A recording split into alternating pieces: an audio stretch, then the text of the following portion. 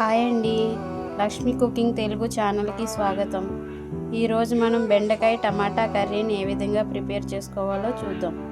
దానికి కావలసిన పదార్థాలు: 3 ఉల్లిగడ్డలను ఇలా ముక్కలుగా కట్ చేసి పెట్టుకోవాలి, ఒక 5-6 టమాటాలు, బెండకాయ 1/2 కిలో, కొత్తిమీర, 4 పచ్చిమిర్చి.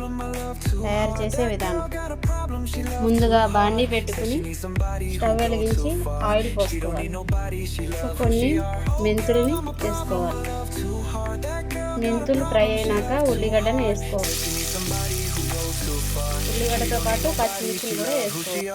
ఉల్లిగడ్డ ఇలా ఫ్రై అయిన తర్వాత టమాటా వేసుకోవాలి. కర్రీకి సరిపడా ఉప్పుని వేసుకోవాలి, టేస్ట్కి సరిపడా.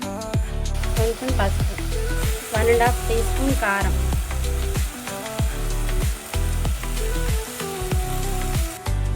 మంటని మీడియం ఫ్లేమ్లో పెట్టి ఒక 5 మినిట్స్ ఉడకనివ్వాలి.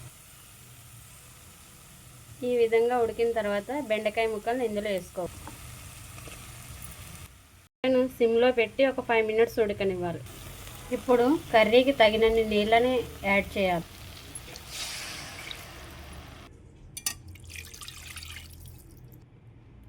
వన్ అండ్ హాఫ్ గ్లాస్ నీళ్లు పట్టాయి. ఇప్పుడు మంటని హైలో పెట్టి మూత పెట్టి ఉడికియాలి. ఇప్పుడు కొంచెం సాంబార్ పొడి వేసుకోవాలి.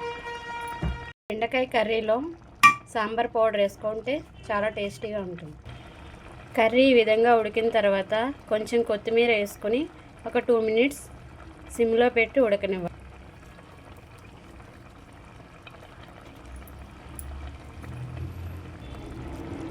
కర్రీ మంచిగా ఉడికింది, స్టవ్ బంద్ చేయడమే. అంతేనండి, ఎంతో రుచికరమైన బెండకాయ కర్రీ రెడీ అయ్యింది. Please subscribe.